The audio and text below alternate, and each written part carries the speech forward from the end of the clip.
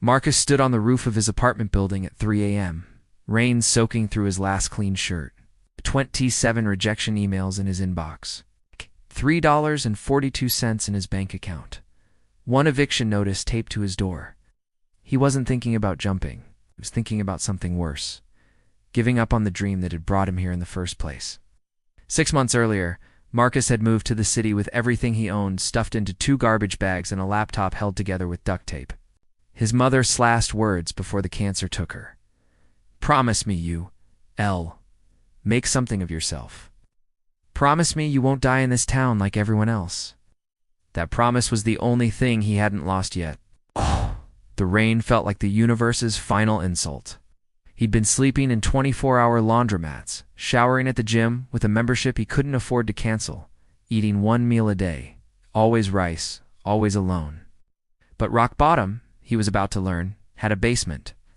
"We've decided to go with someone with more experience. Your portfolio doesn't align with our vision. We'll keep your resume on file." Marcus had memorized every flavor of rejection.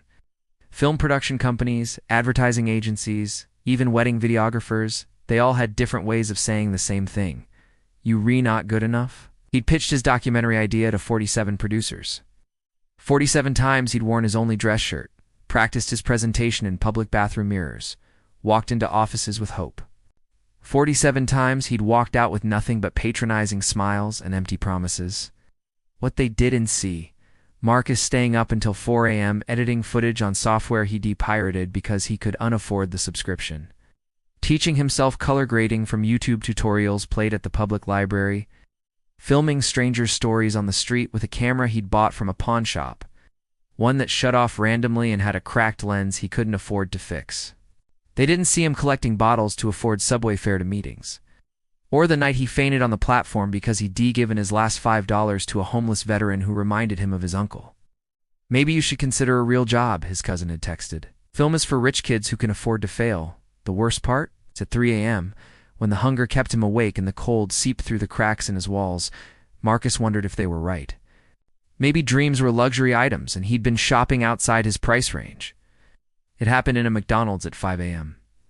Marcus was nursing a $1 coffee, using their Wi-Fi to send his 48th pitch email, when he overheard 2 construction workers talking. 20 years I've been saying I'm going to start my own company, one said. 20 years of next year. Marcus looked at his reflection in the black coffee. I saw his mother's eyes staring back. He saw every person from his neighborhood who'd had a dream and let it die. He saw himself in 20 years, still waiting for permission to begin. He closed the email draft, deleted it, opened a new document, and typed, "Stop begging. Start building." If no one would give him a chance, he'd create his own. If no one would produce his documentary, he'd produce it himself. If the world wanted him to quit, he'd have to disappoint them. Marcus made a list. 1 camera broken, but functional. 1 laptop held together with tape and prayer. 1 story that needed telling. 0 excuses left. He'd document the invisible people of the city. The ones who, like him, were fighting battles no one saw. He'd tell their stories, even if no one watched. He'd create, even if no one cared. Because waiting for permission was just another form of quitting. 4:30 a.m. Wake up in whatever corner he'd found to sleep. 5 a.m. First interview with a baker, who'd been opening his shop before dawn for 30 years. 7 a.m. Edit footage at the library before the crowds arrived. 9 a.m. Work construction under the table for cash. 6 p.m. Second round of filming. Bartenders, security guards, anyone with a story. 11 p.m. Edit until his eyes burned. 2 a.m. Upload videos to a YouTube channel with 12 subscribers. 2:30 a.m. Sleep. Repeat. Marcus lost 20 pounds he didn't have to lose. His shoes fell apart, held together with duct tape that matched his laptop. He missed his mother's birthday, the first one since she'd died because he was filming a janitor who'd put 3 kids through college cleaning office buildings. 12 subscribers became 13, and 12 again when someone unsubscribed. He kept going. The camera finally died during an interview with a taxi driver who'd been supporting his family in Bangladesh for 15 years. Marcus couldn't afford to fix it. He filmed the rest on his phone, holding it steady with hands that shook from exhaustion and hunger. His laptop crashed, taking 3 weeks of footage with it. Spent 18 hours recovering what he could, teaching himself data recovery from forums and outdated tutorials. A security guard kicked him out of Penn Station for looking suspicious. A cop told him filming without permits could get him arrested. His cousin sent another text. Still playing filmmaker? Marcus didn't respond. He was too busy working. Day 127 of the grind. Marcus woke up in the storage room of a bodega whose owner sometimes let him sleep there. His phone was dead. His laptop wouldn't turn on. The rain had found its way through his bag, soaking the notebook where he kept all his interview notes. He'd uploaded 43 videos. Total views, 1,847. Ad revenue, $3.12. But that wasn't what broke him. What broke him was the email from his high school friend. Saw your videos, man? Maybe it's time to face reality. You're not Spielberg. Come back home. My dad can get you a job at the warehouse. Marcus sat in that storage room, surrounded by boxes of things people actually wanted, and felt the weight of every rejection, every hungry night, every sacrifice that had led to nothing. He opened Craigslist, looked at warehouse jobs, living wages, regular hours, hot meals. His finger hovered over the apply button. He thought about his mother, thought her working 3 jobs to keep their lights on, thought her watching every movie with him, discussing scenes like they were literature, believing in his eye for stories before he believed in it himself. He thought about the taxi driver, the baker, the janitor, all the invisible people whose stories would stay invisible if he'd quit now. His phone buzzed. 1% battery. A notification. Someone had commented on his latest video. My father was a janitor for 40 years. No one ever asked him his story. Thank you for seeing him. Marcus closed Craigslist. The comment was from Sarah Chen, a journalist at a small online magazine. She wanted to write about Marcus's project, the filmmaker documenting the undocumented stories of the city. The article got 500 shares. His subscriber count jumped to 342, still nothing by internet standards. But to Marcus, it felt like the universe had finally blinked. He read every comment on the article. Another wannabe filmmaker exploiting people's struggles. Poverty porn disguised as art. Why should we care about his story? 3 months ago, these words would have destroyed him. Now they just made him work harder. He responded to each criticism with another video. Another story told with more skill, more heart, more truth. A small documentary festival accepted one of his pieces. No prize money, but real recognition. A local camera shop owner, moved by his work, fixed his camera for free. The bodega owner started leaving dinner for him in the storage room. View counts climbed. 5,000, 10,000, 20,000 on his best video. Comments poured in from people seeing their own struggles reflected. Other invisible people started reaching out, wanting their stories told. Marcus kept his head down and kept working.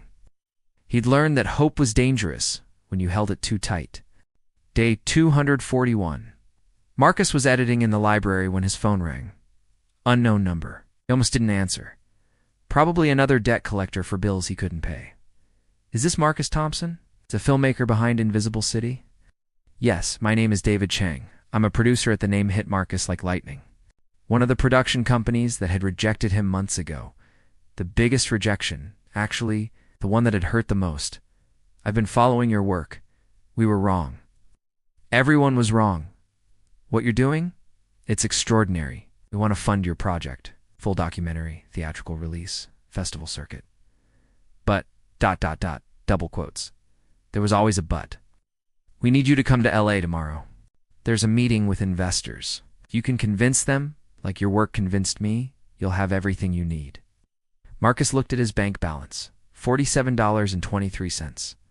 A bus ticket to LA cost $127. His rent, 3 months overdue, was due tomorrow. If he left, he'd lose his apartment for good. If he stayed, he'd lose this chance. Can you make it? David asked. Marcus said yes. He'd figure it out. He always did. He sold his backup hard drive, pawned his mother's ring, the one thing he'd sworn he'd never sell, scraped together $134, enough for the ticket with $7 left over. 20 minutes before the bus was scheduled to leave, Marcus stood at the station, ticket in one hand, phone in the other. 3 missed calls from an unknown number, a different unknown number. He called back. Mr. Thompson, this is Mount Sinai Hospital. We have you listed as emergency contact for Robert Chun. There's been an accident, ... Double quotes Robert Chen, the first person who'd believed in his work. The janitor whose story had started it all. The man who reminded him of the father he'd never known. The bus to LA started boarding. Last call. His entire future pulling away. The hospital was 15 minutes in the opposite direction. Marcus looked at the ticket, at the bus, at his phone, at everything he'd sacrificed to get to this moment, at the choice that would define who he'd become, made his decision, and started running. Every setback Marcus faced wasn't a wall. It was a teacher. The hunger taught him resourcefulness. The rejection taught him persistence. The loneliness taught him that the only validation that matters is the promise you make to yourself. Your pain isn't punishment, it's preparation. It's the universe testing how badly you want it, how much truth lives in your dreams. I don't have the resources. Marcus had nothing. I don't have connections. Marcus knew nobody. I don't have experience. Marcus learned by doing. The odds are against me. The odds are against everyone who tries. The difference between people who make it and people who don't isn't talent, luck, or circumstances. It's the willingness to act despite having every reason not to. Marcus's story isn't unique because he was special. It's powerful because he wasn't. He was just another dreamer in a city full of them, just another person with more ambition than resources. What separated him was one decision: to stop waiting for permission and start building his own path. You're one decision away from changing everything. One choice from becoming who you're meant to be. One action from proving everyone, including yourself, wrong. The question isn't whether you can, it's whether you will. Someone in your life is standing where Marcus stood, on the edge of giving up. They're fighting battles you might not see. They need to know they're not alone. They need to know it's possible. Send them this story. Sometimes the difference between quitting and continuing is knowing someone else survived the same darkness. What dream have you been putting off? What excuse have you been believing? What would you do if you knew the pain was just part of the process, not the end of it? Start documenting your journey today. Take one small action. Send one email. Make one video. Write one page. The world needs what you have to offer, but first, you have to believe it yourself. Marcus's story ends with a choice, just like yours begins with one. You can close this and go back to scrolling, back to waiting, back to wondering what if. Or you can make today day one of your own comeback story. The bus is boarding. The clock is ticking. The world is waiting. What's it going to be? Remember, every legend started as someone who refused to give up. Every success story began with someone who had every reason to quit, but found one reason to continue. Your reason is waiting for you to find it. The only thing standing between you and your dreams is the story you keep telling yourself about why you can't.